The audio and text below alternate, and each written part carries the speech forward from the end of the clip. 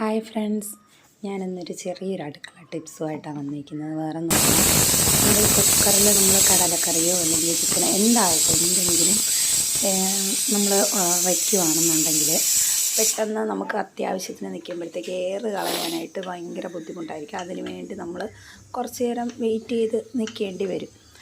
അപ്പം മെയിനായിട്ട് എനിക്ക് തോന്നുന്നു എല്ലാവർക്കും അറിയാമെന്നുള്ളതായിരിക്കും.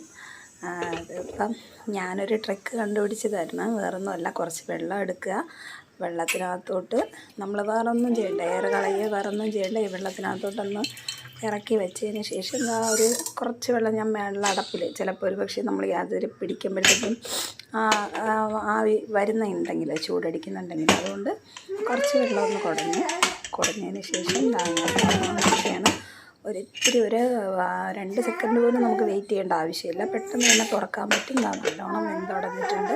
വീഡിയോ ഇഷ്ടമായാൽ എല്ലാവരും സപ്പോർട്ട് ചെയ്യാൻ മറക്കരുത്, ലൈക്ക് ചെയ്യണം. ഓക്കെ.